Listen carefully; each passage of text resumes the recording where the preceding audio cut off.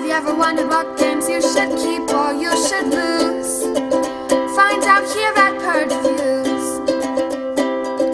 Have you ever wondered what games you should sell or you should use? Find out here at Purge Reviews. Find out on our top 10 list what games you cannot miss. Don't forget to subscribe to Purge Reviews. Introductory to Mythic Battles Pantheon scenario.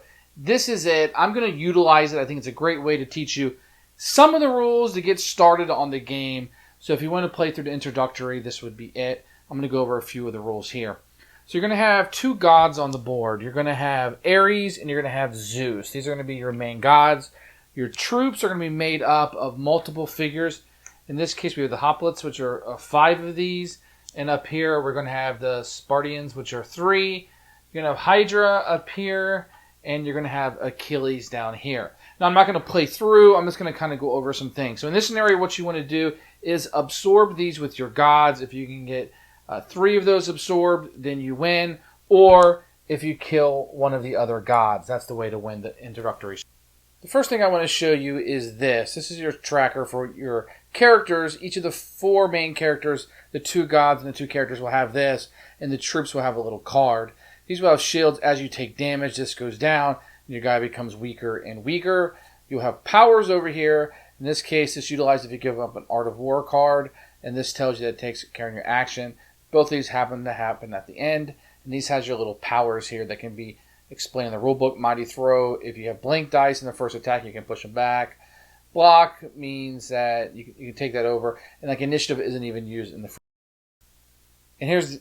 And here's the other god, Zeus, kind of the same scenario. He's got his little things over here. The Art of War, he can attack from range if you use that. These can be used once per turn. And this one is ongoing. At the end of his turn, he can return 3 cards to the deck and draw 3 more. So what you're going to do is, and the game's going to tell you what kind of cards to put in this deck. You're going to start out with 3 Art of Wars in your hand, and then you'll draw 3 cards. If you get a Zeus card and you play it, you can activate Zeus. Art of Wars will do powers. Same with Hydra, you can activate Hydra. And with the Spartians, you can activate them depending on what you have in your hand. And the opposing player will have a like deck. After you choose sides, randomly decide who's going to go first. In this case, I'll let this team go first. If you want to activate somebody, you simply take a card and you can activate it. In this case, I don't have the Spartians. I don't have their cards, so I cannot activate them. Once per turn, I can give up one of these Art of Wars and draw 2 cards from the deck if it's my turn. Or I can, on somebody else's turn, give up one of these and search the deck for whatever card I want. Otherwise, I'm going to play the Zeus card into my discard pile, and I'll be able to activate Zeus. Now, when you activate the cards, there are 2 types of actions you can take. Simple or complex. If you take a simple action, you can do 2 things. If you take a complex action, it takes all of your round. For simple action, you can do one of 3 things. You can walk, you can attack, or you can claim. If you're going to walk, you just move to an adjacent place. And if you look here on your stat sheet, it will tell you how many spaces. So the boot is 2. For somebody that took enough damage, I might get down here to just 1 movement. Right now, at the top, where you start out, Zeus has 2 movement. So Zeus can move, say, 1, 2, and then that's one of his 2 actions.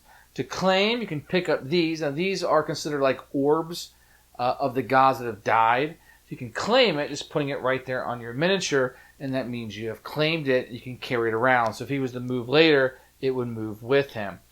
I'll get into attack in a second. If you were already in a space, if you want to take a complex action, and that was a different turn, then I can do one of 2 things. I can run, which is my movement plus 1. So he can usually move 2. Maybe I might want to do 1, 2, 3 for whatever reason. Or I can absorb. And this is the way you win. You win if you absorb 2 of these of the 3. So absorbing it takes my entire turn. I take this off. It can be my area, on him, on one of my other friendly guys, just not on an enemy. And I absorb it. I take this and I put it on my character sheet. And at that point, I have earned this, if you will, and I were to get one of these cards. There's a card that you add to your deck that it gives you a special power. So this would be something I would have in order to win the game. Now, if you wanted to attack, if you're within range, each of your characters, here we'll look on Zeus. his range is 0, but he can do a special attack where he gives up 2 Art of War cards, and he can do a range of attack. For the sake of the example, let's pretend like he's in the same area here as Ares, and they're going to have a fight with Zeus being the attacker.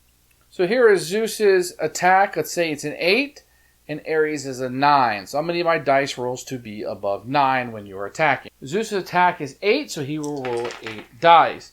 Now these dice have the ability to have 1, 2, 3, 4, 5, or 0. This is the 5 on it, 2 obviously, and that's the blank side. So if it has a 5, then that's great because that's the highest that it can be. Now if you look here, I rolled 2 blanks, 2 1s, a 2, 4, and a 5. Now if I was fighting this hoplites, I would only have a 5 defense, which means I could theoretically hurt him on my die roll. So I would only do 1 attack. So let's fighting one of these hoplites down here. Then this 5 would be a hit, this 4 would not, but I could use one of these dice that have a sword on it and make this 4 into a 5. I've got another 4, I can make this into a 5. So I'd go 1, 2, 3, and I would have 3 hits, and this guy would lose 3 miniatures. So when you're fighting these hoplites, you'll be taking these miniatures off the board versus the sliding scale. But because I'm fighting Ares, and once again, his defense is 9. Obviously, I can't get that on 1 roll with 5 being the highest. So, in this roll example, I could do 5, 6, 7, 8, 9, and do 1 damage.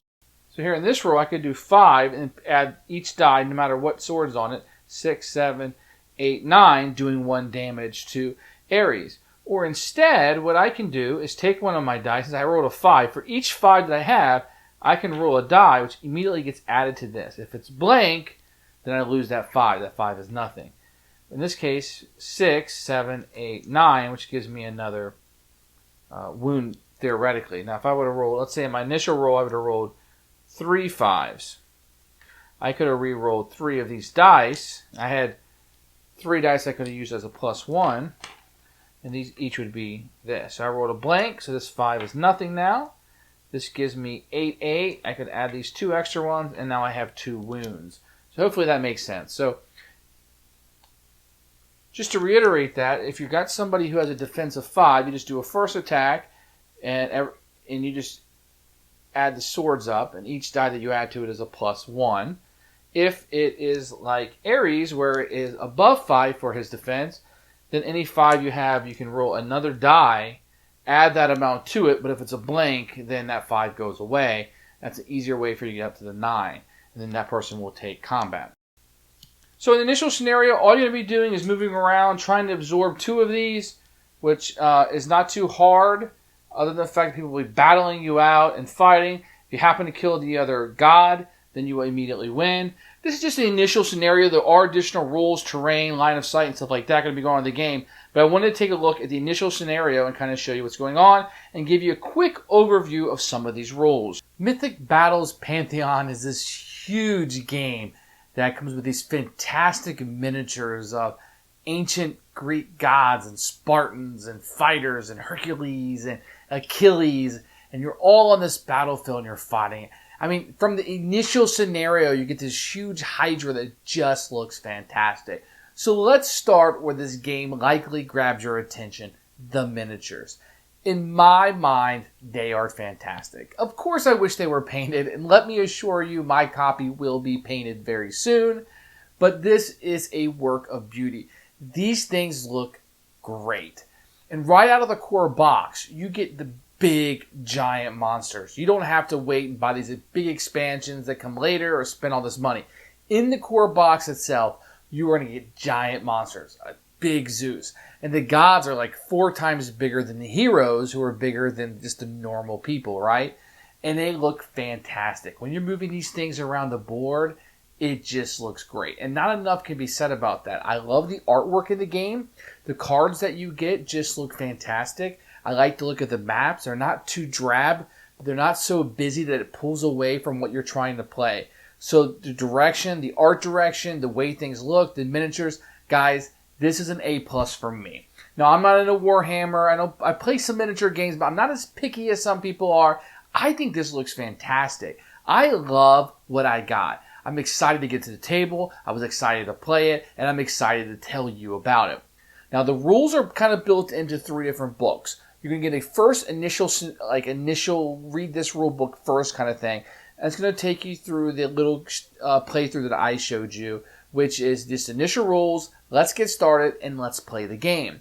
Then you're going to have the rule book that will then take those rules and incorporate them. So it's not like 3D Ages where it's like, here's 1, and here are the extra rules for 2, and here's the extra rules for the full game. No, they put them all together in there with the more detail. And really all that's left out in the first one is the deploy action, which is utilized in some of the scenarios, and some of the terrain things, and the 3D terrain, and the obstacles like the rocks and stuff.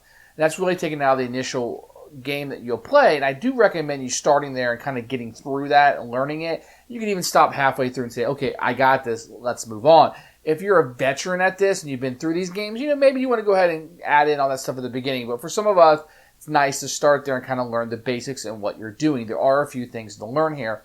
In particular, each player's going to have a little bit different power. I love this sliding down. That is wonderful. It's called a vitality. How every time you take a wound, with the commoners, if you will, they lose a miniature, kind of like Memoir 44, if you will, or Battle War. But with the gods and the heroes, you take these vitality, which brings you down, which lowers your stats. And I think that's just fantastic. I really like that. The combat is really interesting. It's a little interesting to talk about. So you're going to have, if it's 5 defense or less of who you're attacking, so the weaker ones, there will only be 1 attack, because you're really going to do a lot of damage to them. But if it's above 5, 6 or above, because the dice are only 0 through 5, when you get to that 6 and above, you can have a second attack. Anytime you roll a 5, you can roll again and add to it. The risk to that is going to be that if you roll a blank, it's going to destroy one of those 5s for you. So there's a 1 in 6 shot that that 5 will be worthless. But if you roll those additional dice, you can really start putting those guys away and doing some damage, and that's really fun to do. So this game is really about combat. I mean, there's a lot of combat in this game. Of course, it's called Mythic Battles, right? So you expect a lot of battles. So a lot of dice rolling, but the way the dice work is very interesting, and you can retaliate. That's another rule that's not in the initial scenario that you'll be playing. So retaliate, so if somebody attacks you at a 0 range, you can fight back by playing one of their cards. And this is kind of an interesting little deck builder. It's not a deck builder as in you're adding more cards, although you do add 1 type of card to your deck. But there's only so many cards in your activation. So you have like 4 of this and 3 of those and 2 of those. And they're going to come up and you're going to use those cards to activate. Now, when one player runs out of cards and their deck is empty, then whoever has the remaining cards will put all of those cards in their hands. Everybody will draw 3 and then you shuffle your deck. So it's not an original deck builder where you go through your deck where you want to burn through it really fast. If you burn too fast through it, you're going to give quite a bit of advantage to your opponent. They're able to move whatever they want more than likely because they'll have more cards in their hands. So you want to be careful of that. So you don't want to burn your deck too fast compared to what your opponent is doing. This plays a lot like a chess match because every turn you could play 2 activations if you wanted to. Not the same one, but a different activation twice. You want to be very careful about what you're doing. There's a lot of tactics involved in this. Where you're placed at, what you're going to be doing. But the game really pushes you into these battles. Now, the scenarios, while I haven't gone through the whole book, I've looked through them, and I've played quite a few of those. But they do have different things like save the princess, and before the Hydra destroys X amount of people, or just a straight-up battle. So some variability to that. I need to go through the expansions, and I'll review those and see how those are included. But what I see, I really, really like. Most of all, I think this game had a lot of care and love that went into it. I really, really think that they went for combat, something a little bit unique rather than just attack and defense and adding to this and that. I think they really went in to have something different. And in the rule book, they actually acknowledge that, look, this is different. It's going to take you a minute. Slow down, Haas. Take a look at this and read it through. And I'm going to give you a bunch of examples. I think it's really funny how they're like, don't worry, don't freak out. I'm going to give you a bunch of examples. It's just funny how it's written. And the rule book is really good. Now, I've been through a lot of these games before, and Endure the Stars comes up where maybe the rulebook wasn't as good and there had to be a lot of errata to it. This one is really good. I haven't really had a whole lot of problems with the rulebook yet. There are some rule questions up on BGG, which there always are, but I haven't felt like it's obnoxious or anything. It's just sometimes like, how does this work or that? But I'm able to work through that kind of thing. Now, when I'm playing this kind of game, I kind of make heads or tails of things, and sometimes I want clarification on it. But for the most part, I can roll with the punches. We're like saying Endure the Stars. There were just rules that were omitted, and I played games where the rules aren't there. Well, in this one, I feel like they're all there. Maybe some things are up to interpretation, but it's a roll of dice to have fun, Ameritrash type of game. I really like this one. This one is one of my favorite ones. It reminds me of Teenage Mutant Ninja Turtles: Shadows of the Past, where it gave me something a little bit different that I really, really enjoyed, and I like it. I like this theme. I like what they're doing. The miniatures are fantastic. The presentation is wonderful. The rules are good. It's a really solid presentation. Now, these kind of games, I don't know how big they get because they're so expensive, right? And sometimes they're prohibitive of being in a local gaming store. So you don't see them as much. It's like you get the Kickstarter or you get nothing. Or it's so prohibitive, expensive at the store, people don't pick it up on a whim or something. So I don't know what kind of legs these kind of games have, but I got to tell you what, I've really enjoyed this one quite a bit. I'm glad I got in on the Kickstarter. Glad I got a lot of the extras. I'm excited to get it painted. I always like to play these games before I go out and pay to have them painted because I want to make sure I want to keep it. I really like this one. Now, the downfall for me is that it's really a two-player game. There are some scenarios that add some, but really it's a two-player game, and it's very combative, which means my wife isn't going to play with me. That's a personal problem. I get it. But you really need somebody who wants to play this kind of combative style with you. I tend to like these miniatures on a map games when it's more cooperative, or like Descent has the app that you play against. Mansions of Madness has the app. Imperial Assault now has an app. I like that. Or somehow like Gears of War where the board is playing against me. That it's not even cooperative. It's so that I can play it solo. So this isn't going to really hold out for the solo crowd, I don't think, quite yet. Hopefully I'll find out that there's some scenarios that I missed. There's some way to play this. But right now it's really a PvP game. It's player versus player. It's going to be an all-out battle. And, I wish it had that solo touch to it, and I hope there's some way that I can do that. If you know there's a solo, please comment below. I'd really like to know how to get this into a solo, because I really like what I see, and I really want to be able to play this solo. So, for me, Mythic Battles Pantheon is a winner. It's going to lose a point for me because it's player versus player only, but that isn't going to affect my score or what you should do. This is an absolute keeper. I would go in, I would get as much of the expansion and Kickstarter stuff as I can. I'll review those as I start to play them more and more, and I incorporate those more. But so far, from what I see, if you're looking for a two-player battle game, and it's not just skirmish, there are scenarios, there's things to do, you can absorb them, and a little bit of area control that you want to do, versus just straight-up battles. It's not a skirmish game, although it tends to lend itself to that. I gotta tell you guys, this one's been knocked out of the park. Home run so far for me. With more plays, maybe my vision will change, but I don't think so. This is one that if you're into these type of games, I really think you should check out before it disappears.